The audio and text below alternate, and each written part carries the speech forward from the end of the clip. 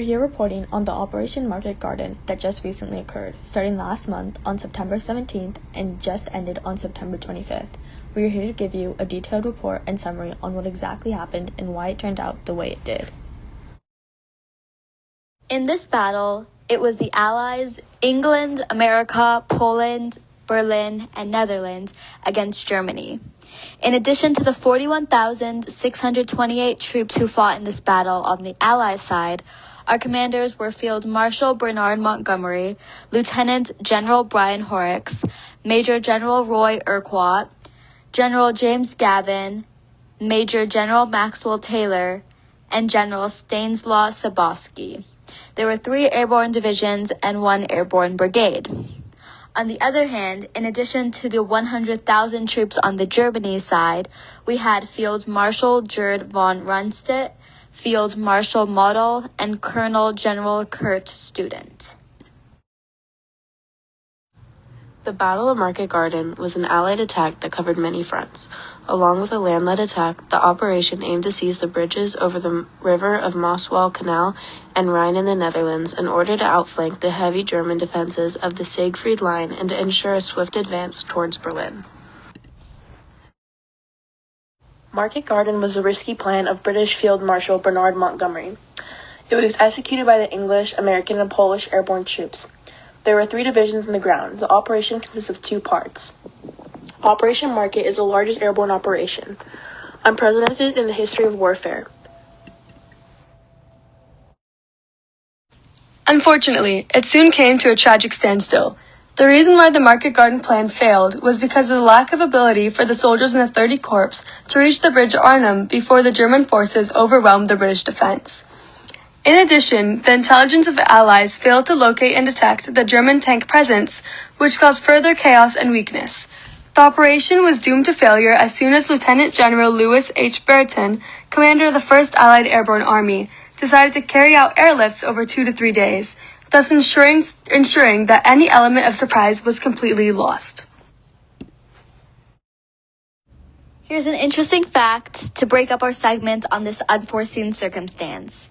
The reason why this operation was called Market Garden is because there were 3 Allied airborne divisions that were called the Market Division, and there was the parachute and glider in the Netherlands in order to retrieve the main territory, which was the garden part, hence Market Garden. Crucially, the U.S. Army Air Force was unable to fly the airborne forces into 2 lifts on the first day. Only 1,500 aircrafts were available, thus the force had to be landed in 3 lifts. RAF Transport Command requested 2 drops on the first day, but General Paul L. Williams of the U.S. Troop Carrier Command did not agree. What happened during the Battle of Market Garden? This battle was a hard-fought battle. On the night of September 25th, approximately 2,398 British and Polish soldiers withdrew into the dead of night as a result of tactical errors. Operation Market Garden had a multitude of small asynchronous errors. Everything from weather conditions, communication problems, and the surprisingly strong German opposition near Arnhem. The outcome is highly debated as the Allies did free 2 major Dutch cities along with many towns from German forces. The Allies also advanced 60 miles into German-held Netherlands. Unfortunately, the step in the right direction came with a demeaning fall to the Allies as they ultimately lost. We are predicting that Operation Market Garden is going to set back the war effort as it was very costly and daring massive offense into the Nazi-occupied Netherlands that ultimately became a costly failure. We think that it will set back the Allies and discredit their whole siege. The operation did lead to ever so slight improvements XXX Corps in the beginning of its advance a few hours after the airborne landings. It was predicted that if the Operation Market Garden had succeeded, World War II might have ended before Christmas of this year, but instead it is going to drag out a lot longer. We wanted to dive deeper into the fields of what exactly happened during this interesting battle, so we sent some of our reporters to get personal accounts. We first started with private needs reports.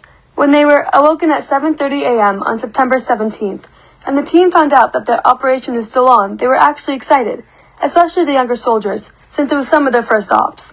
However, when they made it towards the battleground, he said, "Floor starts to appear black buffs along. The glider appears to be harmless. Glider lurches and dips as explosions fling around. Fighters playing many hell with gunners below.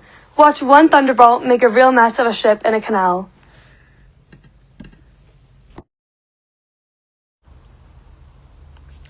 We also talked to Norman F. Dixon, a British psychologist to hear the mental effects that this battle could bring. He reflected on the battle, stating that through inappropriate risk-taking, underestimation of the enemy, and neglect of unpalatable information, and a failure of technology, military decisions by able-bodied people at high levels of command brought down misery and chaos.